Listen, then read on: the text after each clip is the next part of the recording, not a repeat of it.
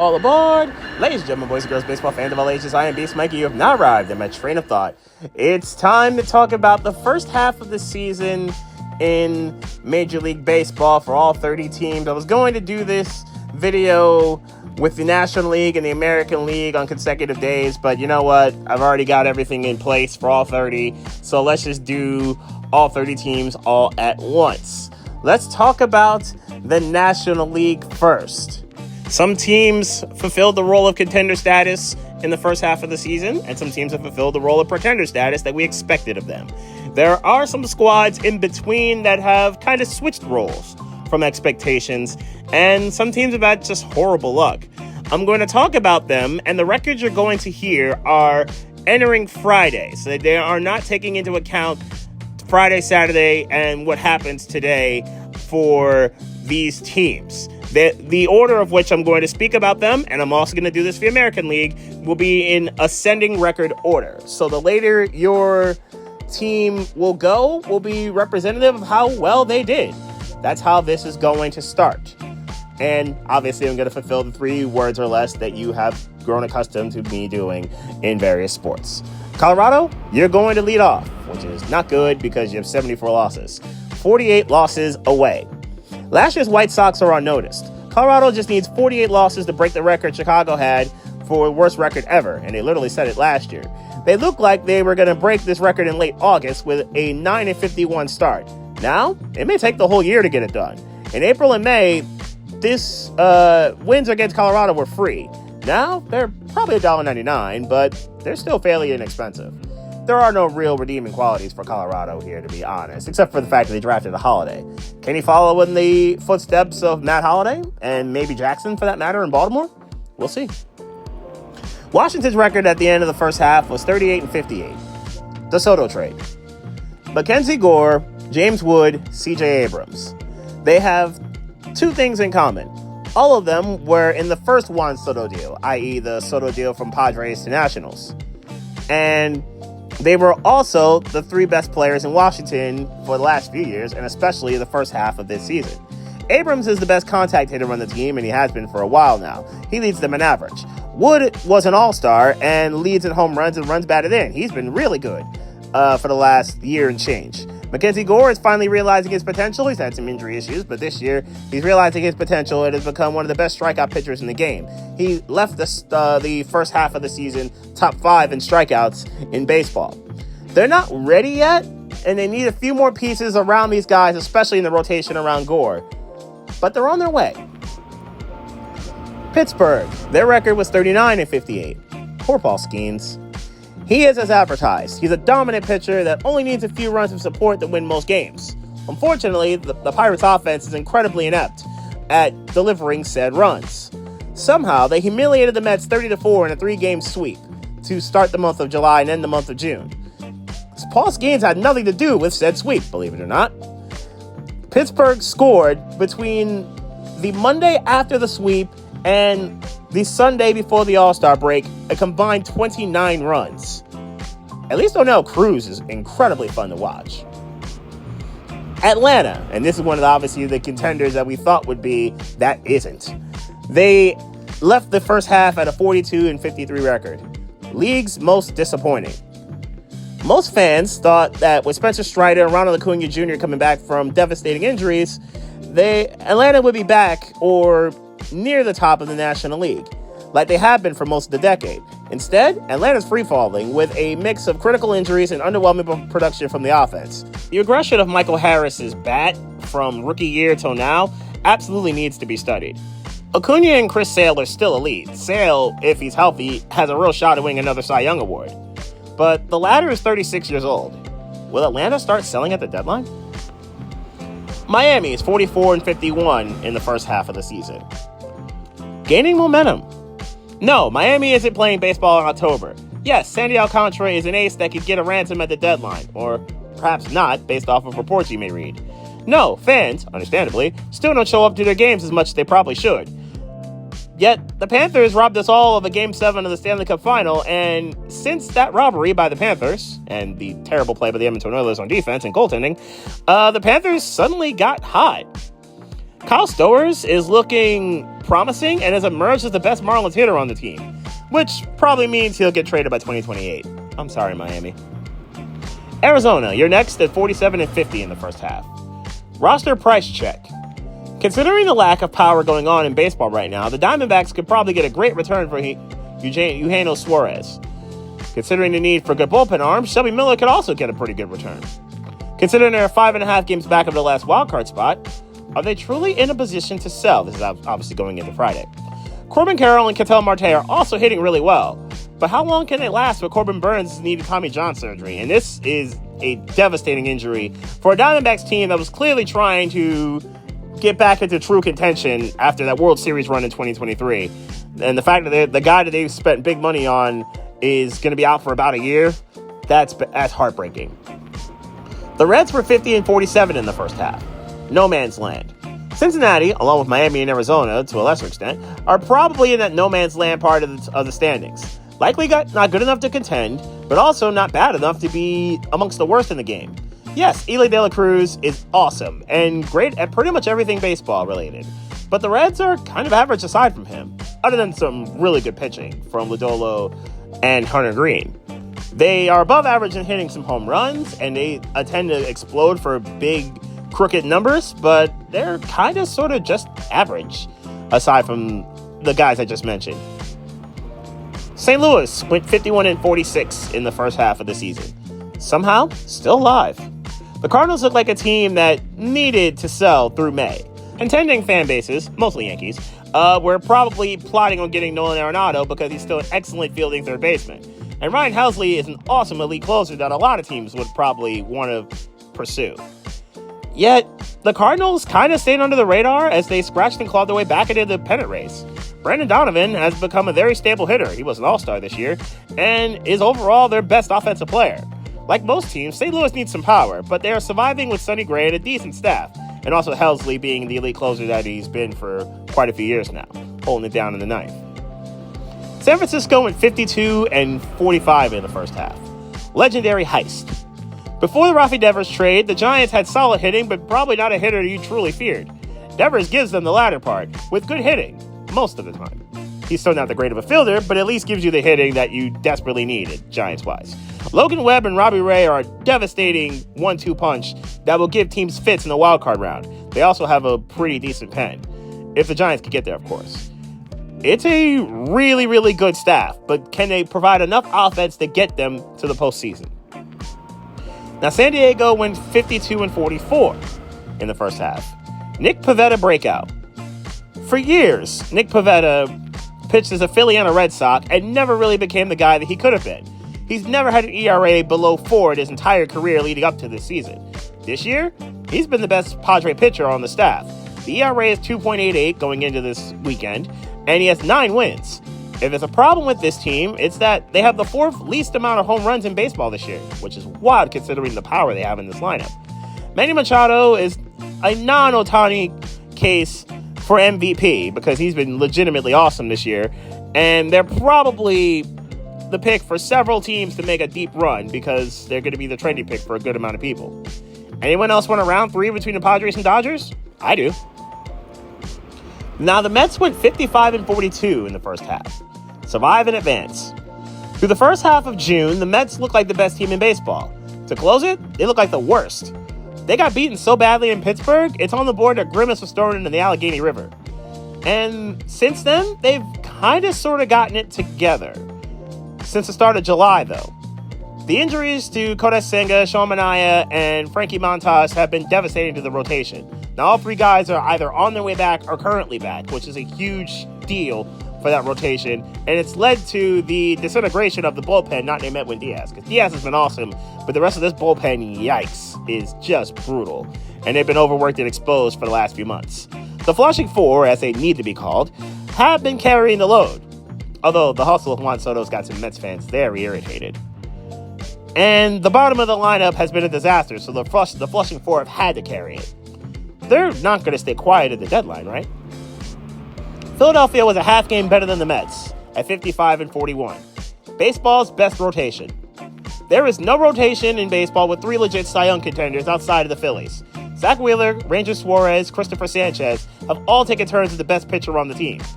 There are flies in the ointment, however, because the bats have, for the most part, become contact hitters. Not named Kyle Schwarber, because the Schwarbombs are amazing. And Nick Castellanos, from time to time, even though it's maddening when he swings at the first pitch, is also bringing some lumber. The bullpen went from the best in baseball last season to one of the worst, it would seem, at times this year. It's very questionable overall, to be honest. What happens with Aaron Nola when he returns? Does he become the fourth starter, or do they dare move him to the pen? After a decent audition, will Mick Abel be traded? How aggressive is Dan Dombrowski willing to be, and how aggressive will John Middleton allow him to be? Milwaukee went 56-40 in the first half. Mostly really balanced. The Brewers do a lot well. The rotation is strong, the offense is solid, and they're excellent on the bases. Power aside, Milwaukee is in great shape.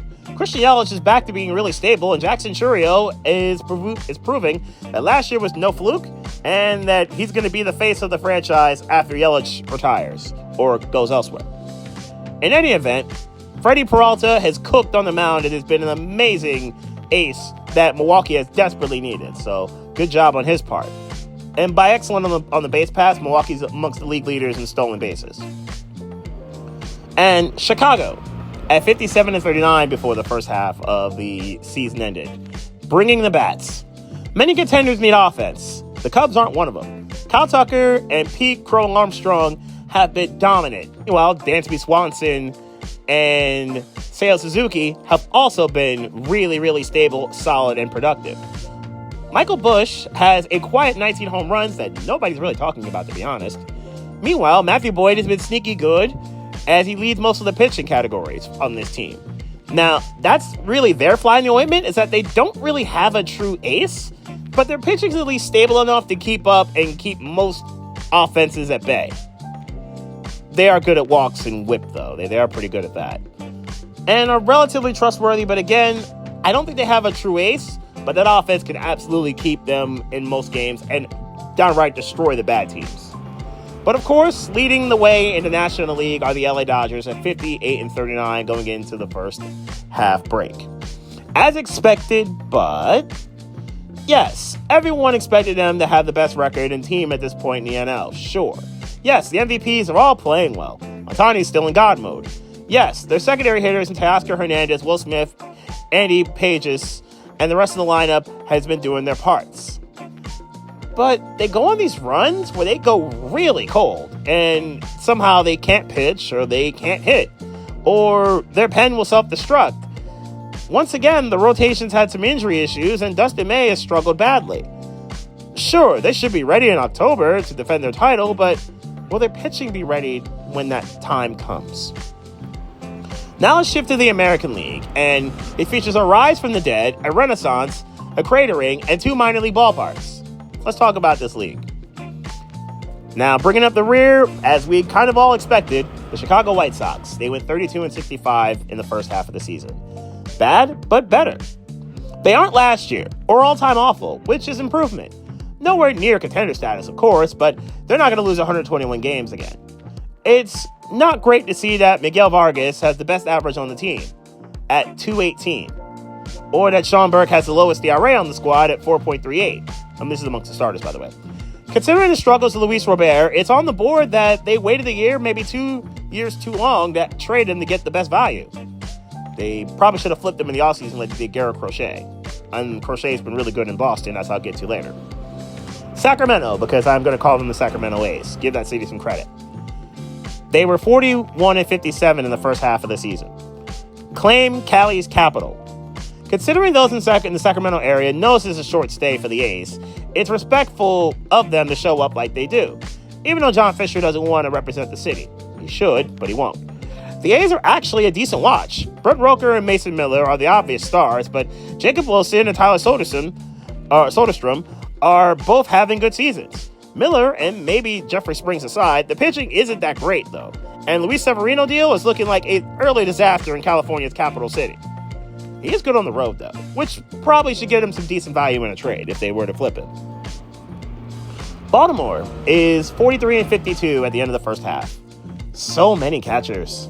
This is the American League's most disappointing team, obviously, and they've had so many issues with underperformance, regression from their stars, and they're truly not paying for Corbin Burnes. Now, obviously, Burnes got the TJS, but not having an ace at the start of this rotation, no bueno.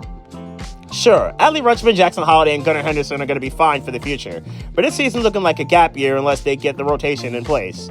Ryan O'Hearn, Felix Bautista, and Cedric Mullins are interesting parts of this roster, all of which playing relatively well, especially O'Hearn, who was an all-star, and Bautista, who is clearly back from his TJS. Will any of them be on the roster on August 1st? Now, Cleveland is 46-49 at the end of the first half, and they've had the same problem this year as they've had in many years. Not enough offense. Poor Jose Ramirez. He doesn't deserve this. When your offense rivals that of Pittsburgh and the Chicago White Sox, i.e. the worst offenses in baseball, there's something wrong here. Normally this is the part where the pitching is in God mode and cancels out the offense being so bad. Except for Emmanuel Clase, but we'll get to him in a sec. Too bad the pitching's only mediocre, and the combo has all but sunk them for this season. Stephen Kwan and Emmanuel Clase can get some high-priced talent in return. But will the Guardians actually flip them in the deadline? Kansas City went 47-50 in the first half. Mid and Midwest. Yes, Bobby Witt Jr. is exciting and amazing. Vinny Pasquantino has been solid. Chris Bubik has been a pretty good rotational piece and has been the best Royals pitcher. And Kansas City as a whole has the second best ERA in baseball, at least in the first half. Yet, they're only mediocre overall, in part because of the offense. They're in the best division for that, which is the good news, except for the Tigers being absurdly great. We'll get to that in a little bit. But what can it really do here? They have a window thanks to Witt, but they need more offense in the worst way immediately. The LA Angels of Anaheim, or the Anaheim Angels, which I'll call them going forward from here, at 47-49. Please free Trout. There's no way Mike Trout, though not at his peak of power, should only have a grand total of 3 playoff games in his career. Anaheim isn't going anywhere near October. Not with that bullpen, not with that rotation. Taylor Ward's been fine, and the offense could absolutely mash the cover-off baseballs, yet they're simply mediocre to below average in almost everything else. Get well soon, Ron Washington. Minnesota, 47-49 as well. Not that surprised. The Twins are a gray area. They aren't bad enough to fully tank, but they aren't close enough to truly contend. Welcome back to the yearly Byron Buxton trade rumors saga of this season. The problem is that the average isn't what it needs to be, and he's one of the biggest health risks in baseball. But when he's on the field, he's exciting and he's awesome. Is he worth the risk, though?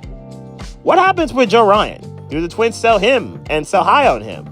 Because the teams need pitching in the worst way around them. Texas, 48-49 in the first half of the year. Semi-normal DeGrom season. No, Jacob DeGrom isn't in God mode like he was in the mid-2010s on the Mets, as they criminally wasted his best years due to never really getting a dominant offense around him. But he's still pitching amazing this year. And the Rangers are kind of wasting his efforts as well. It's weird to say that because the bats are decent, but that's about it. They're only decent, and they're bad at hitting for average. They do hit well for power, though. They shouldn't be like this. They shouldn't be leading the league in ERA and have the third best record in their division, yet here we are. Nathan Eovaldi, too, deserves some credit because he's been lights out. Corey Seager's been good, but the rest of the offense is, again, very power-based and not very average-based. That's alarming. Will Texas kind of sort of semi-restart, or will they try to stay the course and or try to buy because of the traffic jam that is a lot of the mid-tier teams in the American League? Tampa Bay went 50-47 in the first half of the season. Efficient as usual. There's plenty to like about this Rays team. Top 10 offense, good pitching, young stars littered throughout their roster. Jonathan Arnada and Junior Caminero are a great mix of speed and power and look like future cornerstones of their franchise. Yandy Diaz is as stable as it gets at the plate. All of this, and they're fourth in their division because the division's absurdly great. And here's why they're fourth. 2 of the teams in it are scorching hot, and the third has the most feared hitter in baseball. I'm so sorry, Tampa Bay. You deserve to make the playoffs, but it's going to be really hard for you to do it. Seattle went 51-45. Rally around rally. The Mariners pitching isn't the absurdly dominant force it's been over the last few years, and it's kind of shocking that their ERA is average, and their WHIP is average, and their opponent's batting average is, well, average. But why are they here? They might have the only guy that can challenge Aaron Judge for AL MVP. Cal Raleig's having an all-time season for catchers, and he shouldn't have much trouble getting the 11 home runs needed, and this is as of Friday, remember, to pass Salvador Perez's 2021 season for most bombs hit while behind the dish. J.P. Crawford has been as stable of a leadoff hitter as it gets. It's been as good of one, I should say, as it gets. And Randy Rosarena has been a solid hitter. We need more from Julio Rodriguez, but I think we've been saying that for the last 2 years. They're a playoff team if they get this, though. Boston went 53-45 in the first half of the season, and I got one question for this team. How? They caused chaos by going after Alex Bregman in the offseason, while not really warning or communicating with Rafi Devers, who's been their best player for a few years. They signed the former to replace the latter at third base, which is a defensive upgrade, as we all know. Only for Devers to feel, and I'd say justifiably, slighted for the lack of warning, and eventually traded to the Giants because they just couldn't come to any sort of communicational agreement. And screwed over Devers by saying, hey, let's play DH, and then let's play you at first base after you getting comfortable at DH. Like, no, we gotta communicate this better, Boston. And we were all plotting and praying for the Red Sox downfall after this trade, after they flipped into the Giants for 10 cents on the dollar. And then after that, the Red Sox became the best team in baseball. What? How? We were all plotting and planning to go after Jalen Duran and anyone else of value, assuming Boston would trade and become sellers. Yet, this didn't happen. They won 10 straight to close out the first half, and they gave themselves a real shot at making the playoffs, and maybe even winning the AL East for that matter. Baseball really is crazy sometimes. Their arch op in the Yankees are next. They went 53-43. First world problems. If you listen to New York sports radio, and it's generally hilarious when the Yankees are losing, the Mets too, half of the dialogue seems to feature the sky is falling. True, the pitching staff has had issues, despite Max Fried's best efforts. Yes, Jess Chisholm's a terrible third baseman. He's pretty good with the bat, though. And it's fair to say that the protection for Aaron Judge is somewhat questionable, even though Cody Bellinger's had a good season. But as long as they fix the pen, they should be okay. Hal Steinbrenner is going to do this, right? Also, Aaron Judge being in God mode will certainly help matters. And the ability to not walk him would probably be good for the Yankees' ability to succeed, I would imagine. Toronto is at 55-41. Finally realizing potential? Just when most of us were preparing to ignore Toronto, just when it was basically, okay, we're here to basically watch Vladimir Guerrero Jr., maybe Bo Bichette and George Springer do their thing, and then maybe plot on trading for Springer at the deadline or something. Toronto then went crash-out mode against the Yankees, especially Springer, who carried them throughout that 4-game sweep in early July. Can they carry and hold off the best division in baseball? Because those 4 teams I just mentioned are all fully capable of winning the AL East. Yikes. If they're going to do it, the pitching's got to be better to help supplement this really, really good offense. Because they will go nowhere if that does not happen. Houston does not have a pitching problem. They also went 56-40 in the first half of the season. These guys again? Really? After losing Bregman, Tucker, and Presley in the offseason, many fans were prepared to bury Houston. The thought was that the Astros' time to dominate the AL and be the team to beat in that league was over. Yet, no one told the Astros this. This is with Yordan Alvarez missing several months with his injury. This is with Jose Altuve not only adjusting to playing in left field, but kind of not being the Altuve that we expect him to be, even though he's been decent. Yet, it's Jeremy Pena mashing at the plate, and he would have been an all-star had he not gotten hurt right before the all-star break. It's Isaac Paredes hitting some bombs, and it's the pitching. Oh, yes, it is the pitching. This pitching staff is absolutely ridiculous. And any rotation that can step to the Phillies' best 3 arms, which they did earlier this month, and sweep them, and only allow 1 run in the series, you've done something. And you've done something really, really well. You got to be taken real seriously to do that. They also have an elite closer in Josh Hader, but we all knew this. Framber Valdez and Hunter Brown have especially needed to get their flowers here because they were dominant and have been for a lot of this first half of the season. But leading the American League are the Detroit Tigers. They went 59-38 in the first half of the year. This year's Orioles? There's a reason for this. Last year, Baltimore, who mostly matched their way to 90-plus wins, and the year prior, they did likewise and got to 101 wins. In both years, they got clamped up in the playoffs, and their offense did absolutely nothing. And they were quickly shown the door after many years in the baseball wilderness. Where has Detroit been the last few years? Well, the baseball wilderness. Last year, they made the playoffs. Tarek Skubal shows why he's had all the hype worthy of him, and he was a Cy Young contender until Garrett Cole snatched it from him. This year, there is no Cole, and I think we can pretty much send the Cy Young Award to Tarek Skubal because he's been amazing. These Tigers have had a sneaky good lineup, and most of the youth having their best years. Riley Green, Zach McKinstry, and Spencer Torkelson have really headlined the charge. But the return to form years of center fielder Javi Baez, I am not making that up, and Gleyber Torres, who has been a really good, stable leadoff hitter like he was back as a Yankee. Yes, again, Tarek Skubal should probably just have the Cy Young Award shipped to his house by now because this is getting ridiculous with what Skubal's been doing. And the real question is, how far can Detroit go this year? Aside from Skubal, can the rest of this rotation do what they need to do to keep that rotation afloat on non-Skubal days? It has been good, but obviously the playoffs are a different animal, as Detroit has seen last year. And with that, we are finished looking at all 30 teams in baseball, and we can look towards the second half with a lot of optimism for a good amount of them, and a lot of pessimism for the rest of them. I like the ABS system. I thought it was a really good look for the All-Star game, and Schwarber hitting the swing-off home runs, that was awesome. Do not do this in regular season games. Extra innings is already wild enough with the zombie runner. Anyway, it's going to be fun to see how these last 2.5 months shake out for the baseball season, who makes trades between now and July 31st, and everything else in between. Coming up next on this channel, we're getting close to the NFL season.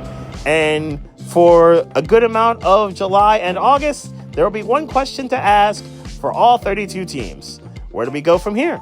The NFC South will be the first stop of my next train of thought.